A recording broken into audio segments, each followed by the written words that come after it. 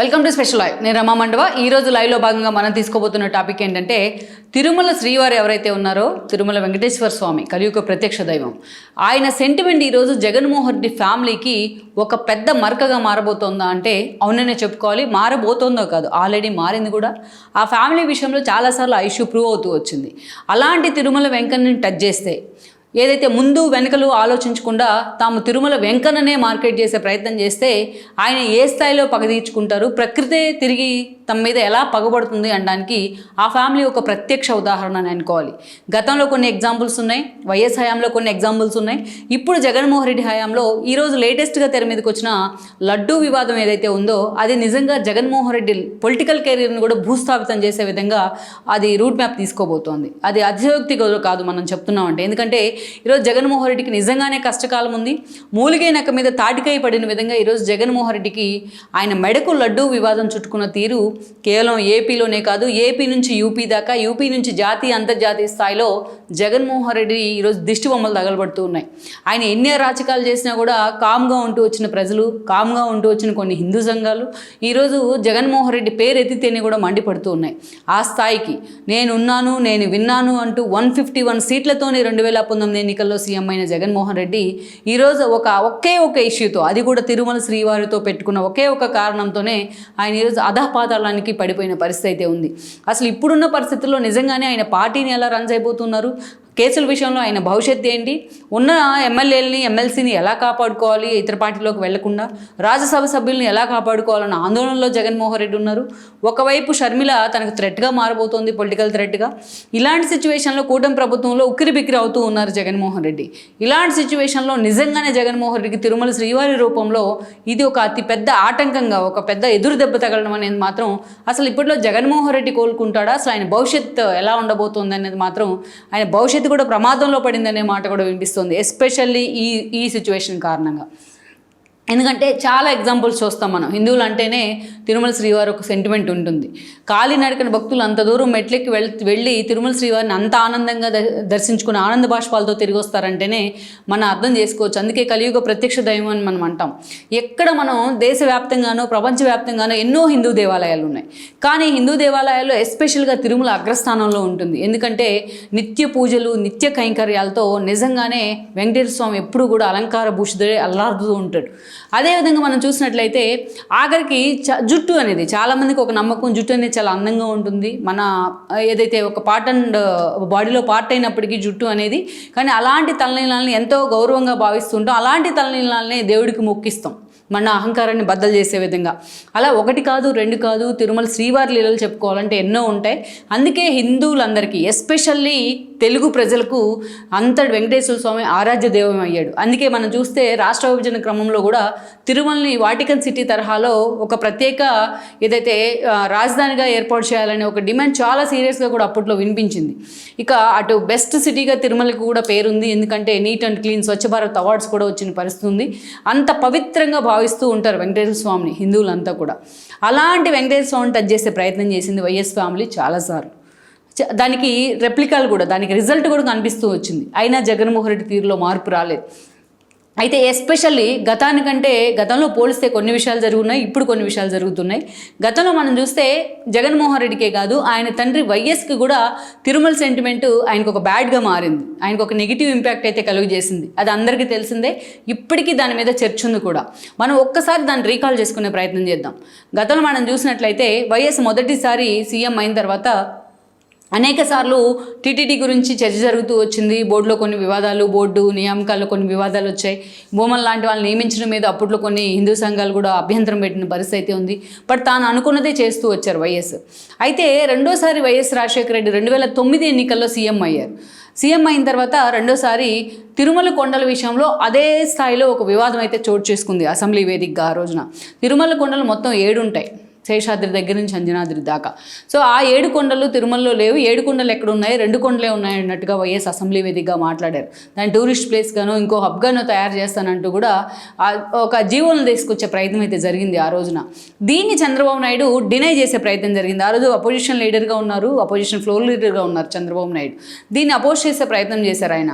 So Tirumala వెంకన్నతో పెట్టుకునే ప్రసక్తి రాకూడదు, చాలా జాగ్రత్తగా ఉండాలంటూ కూడా వైఎస్ని వార్న్ చేసే ప్రయత్నం చేశారు. వాళ్ళిద్దరి మధ్య ఈ ఇష్యూలో మాటల యుద్ధం కూడా జరిగింది.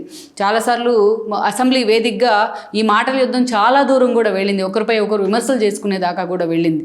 ఇక అదే సమయంలో మనం చూస్తే ఇక చంద్రబాబు నాయుడు ఈ ఇష్యూలో మాట్లాడి వైఎస్ వినిపించుకునే పరిస్థితుల్లో, ఆయన మీద సెటైరిక్గా సర్కాస్టిక్గా మాట్లాడుతున్న పరిస్థితుల్లో చంద్రబాబు నాయుడు ఒక దశలో అవుట్ బరెస్ట్ అయ్యారు. ఈ క్రమంలోనే తిరుమల వెంకన్నతో పెట్టుకున్నావు కాబట్టి నువ్వు ఫినిష్ అంటూ కూడా ఆయన మాట్లాడడం జరిగింది. అయితే ఈ విషయంలో మనం చూసినట్లయితే చంద్రబాబు నాయుడుకి ఒక ఎక్స్పీరియన్స్ కూడా ఉంది, అది కూడా మనం చెప్పుకోవాలి. 2004లో వైఎస్ సీఎం అయి ఉన్నారు మొదటిసారి. అంతకంటే ముందు కూడా 1999లో చంద్రబాబు నాయుడు మీద 2004 ఎన్నికల కంటే ముందు అలిపిరి దాడి జరిగింది. అలిపిరి దాడి జరిగితే లాస్ట్ మినిట్ వరకు చంద్రబాబు నాయుడు సెక్యూరిటీ అంతా కొంతమంది అక్కడ గాయాల పాలయ్యారు, తీవ్రంగా కొంతమంది మరణించారు కూడా. వాళ్ళంతా కూడా చంద్రబాబు నాయుడు లాస్ట్ మినిట్ వరకు కూడా ఆయన చెయ్యి అంతా దెబ్బతగిలిన గాయాలతో బయటకు వచ్చేంత వరకు చంద్రబాబు నాయుడు బతికున్నారని కూడా ఎవరు అనుకోలేదు. ఆ రోజు హుటాహుటిన ఆ రోజు హోమ్ మినిస్టర్గా ఉన్న దేవేంద్ర గౌడ్ క్యాబినెట్ కాల్ఫర్ చేసిన పరిస్థితి ఉంది. అంటే ఆ స్థాయిలో చంద్రబాబు నాయుడు కూడా ఆ రోజు తన పాలనలోనో లేకపోతే 1000 కాళ్ళ మండపం విషయంలో ఆయన ఎంతోమంది ఆయన డినై చేశారు. ఒక రోడ్డు విస్తరించే క్రమంలో 1000 కాళ్ళ మండపాన్ని కూల్చేయొద్దు అని చెప్పి రిక్వెస్ట్ చేశారు. బట్ అక్కడున్న కొన్ని ఇష్యూస్ దృష్ట్యా చంద్రబాబు నాయుడు దాన్ని వైడన్ చేసే ప్రయత్నం జరిగింది, 1000 కాళ్ళ మండపాన్ని కూల్చేయడం జరిగింది. ఇక చంద్రయ్య స్వామి లాంటి వాళ్ళు చాలా సీరియస్ ఎలిగేషన్స్ కూడా చేశారు. మళ్ళీ చంద్రబాబు నాయుడు ఉన్నంత కాలం తాను తిరుమలలో అడుగుపెట్టినట్టు కూడా శపథాలు కూడా చేస్తున్నారు ఆయన గతంలో. సో అయితే అప్పుడు అలిపిరి సంఘటన జరిగినప్పుడు చంద్రబాబు నాయుడు అది వద్దన్నా చేశారు కాబట్టి చంద్రబాబు నాయుడుకి ఆ ఎఫెక్ట్ కనిపించింది. అందుకే బట్ ఆ విషయంలో వార్న్ చేసే ప్రయత్నం చేశారు శ్రీవారు అనే చర్చ జరిగింది. ఆ అలిపిరి ఇష్యూని చంద్రబాబు నాయుడు సెంటిమెంట్గా వాడుకుని ఆ ఎన్నికలకు వెళ్లే ప్రయత్నం చేసినా ఆ ఎన్నికల్లో చంద్రబాబు నాయుడుకి వర్కౌట్ కాలేదు, వైఎస్ సీఎం కావడం జరిగింది. యాక్చువల్గా చంద్రబాబు నాయుడు మీద అంత వ్యతిరేకత కూడా లేదు. యాక్చువల్గా చంద్రబాబు నాయుడు చాలాసార్లు చరిత్రలో మీ సుదీర్ఘ రాజకీయ చరిత్రలో మీరు తీసుకున్న ఒక రాంగ్ స్టెప్ ఏంటి అంటే ముందుగా ఎన్నికలకి వెళ్ళడం, అసెంబ్లీని రద్దు చేసి ముందుగా ఎన్నికలకు వెళ్ళడమే 2004లో నేను చేసిన తప్పు అంటూ కూడా ఆయన మాట్లాడడం జరిగింది. బాలకృష్ణతో జరిగిన అన్స్టాపబుల్ ఇంటర్వ్యూలో కూడా ఉంటుంది ఈ మాట.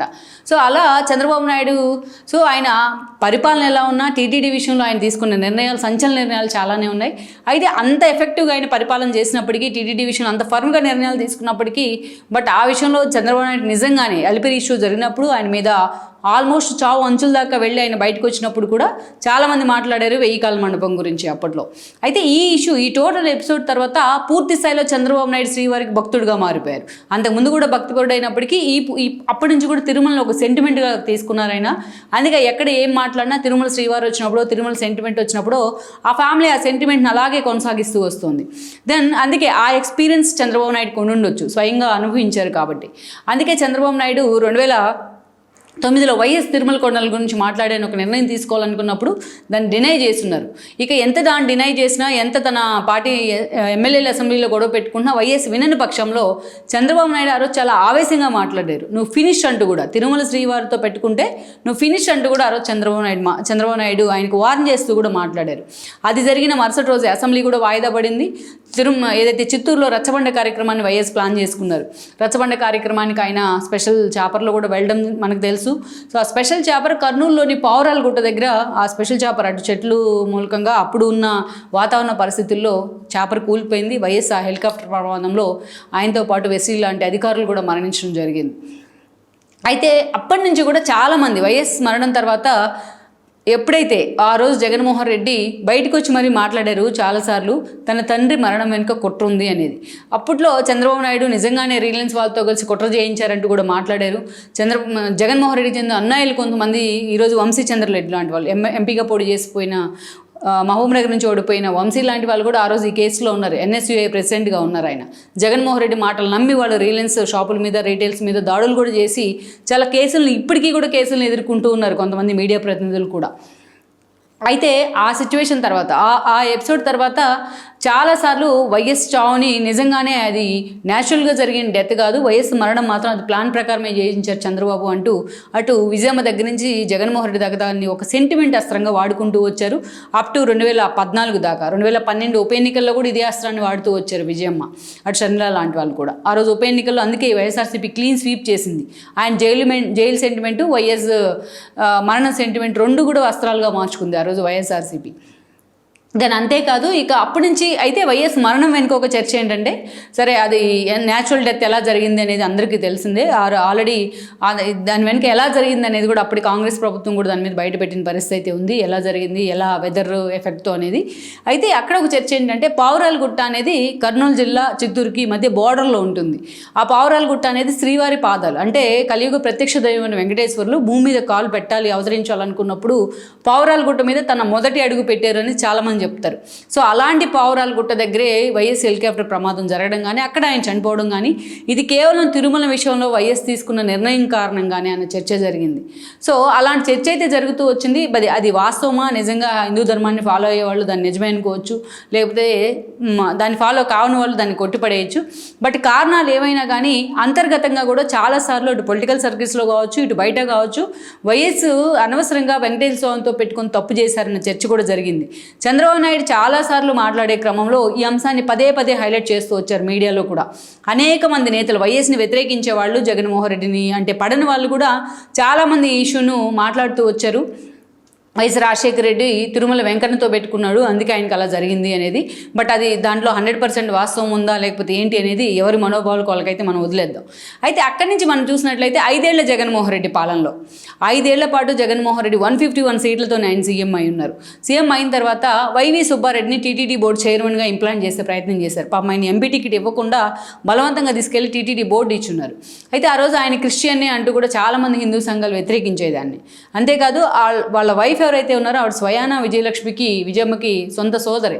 సో వాళ్ళంతా కూడా ఎప్పట్లో వాళ్ళ తాతల కాలంలోనే కన్వర్ట్ అయ్యారు. అదంటే క్రిస్టియన్ ఫ్యామిలీ అయినప్పటికీ వైవి సుబ్బారెడ్డికి ఎలా ఇస్తారన్న చర్చ జరిగితే, వైవి సుబ్బారెడ్డి చాలా భక్తుడు కూడా, ఆయన హిందూ మనోభావాలను గౌరవిస్తారు, అనేక సార్లు అయ్యప్ప మాల ధరించాడు అంటూ కూడా చాలా ఆయన్ని పాపం ఆయన వివరణించుకునే ప్రయత్నం అయితే జరిగింది. సో మొత్తానికైతే పేరుకి సుబ్బారెడ్డిని అక్కడ పెట్టినా దాని వెనక నిర్ణయాలు తీసుకునేదంతా కూడా జగన్మోహన్ రెడ్డి అనేది అందరికీ తెలుసు.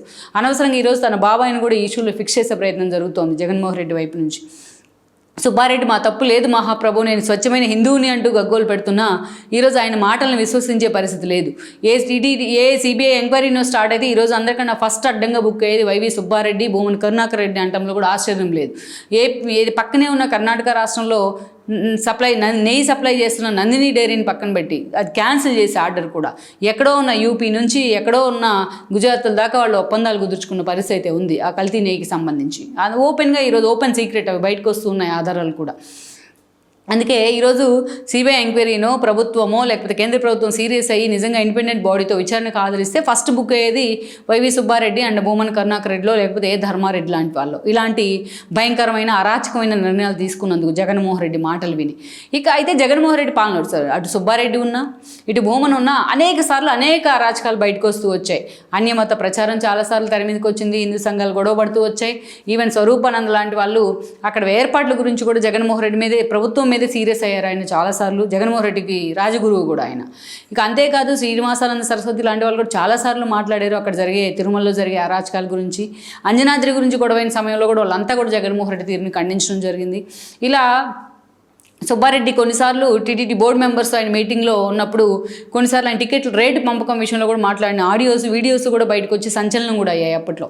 ఇక లడ్డూకి నాణ్యత గురించి చాలాసార్లు భక్తులు ఆగ్రహం వ్యక్తం చేశారు. లడ్డూ మనం ఎక్కడో పోటు ఉంటే మన తిరుమలలోకి అట్లా ఎంటర్ అయితేనే లడ్డు సువాసన అంత బయటకు వస్తూ ఉంటుంది, కానీ ఆ సువాసన లేదని కూడా చాలామంది కంప్లైంట్ చేశారు.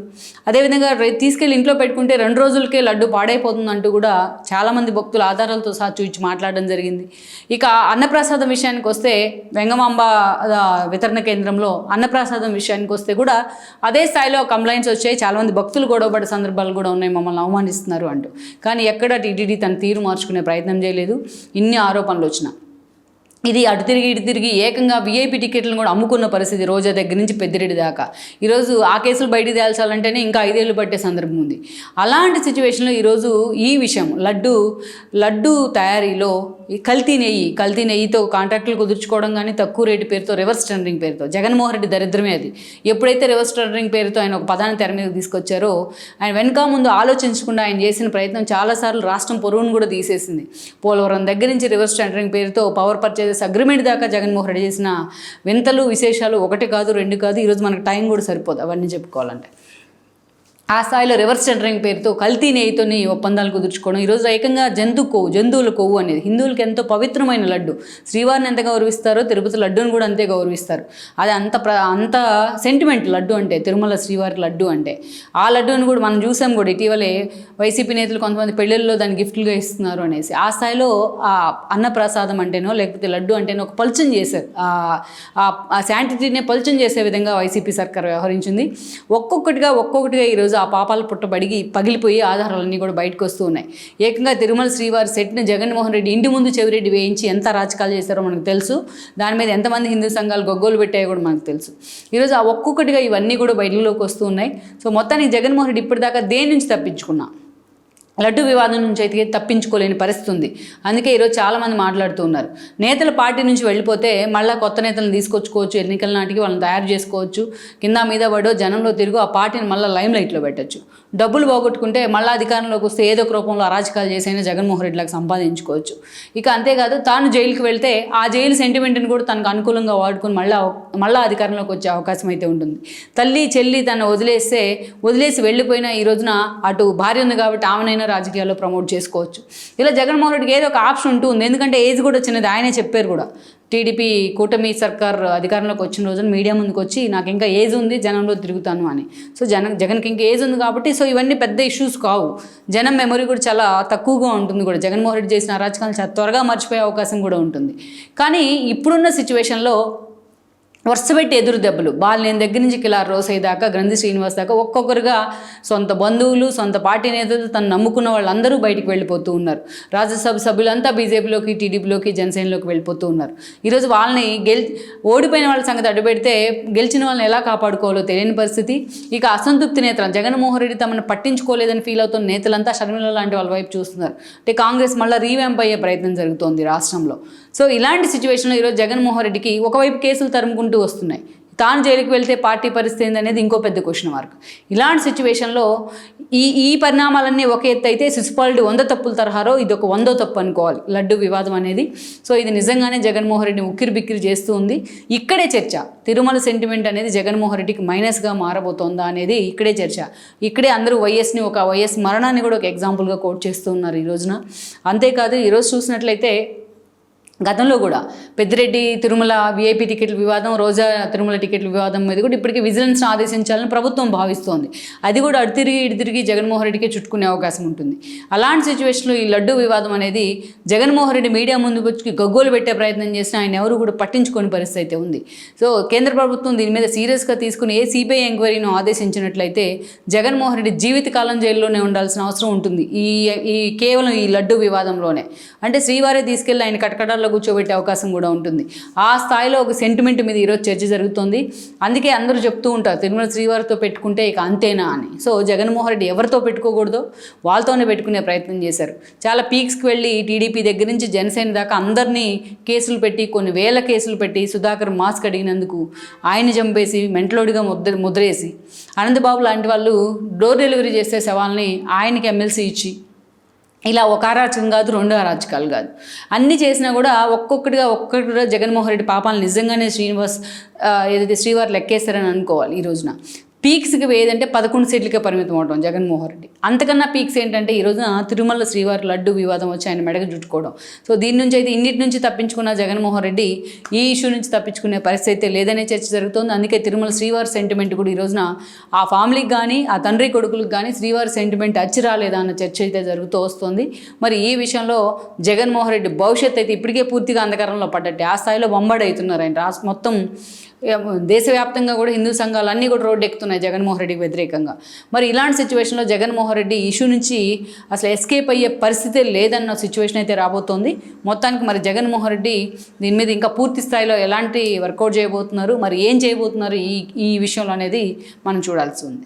ఈ వీడియో మీకు నచ్చినట్లయితే please share, like and subscribe R24 Telugu.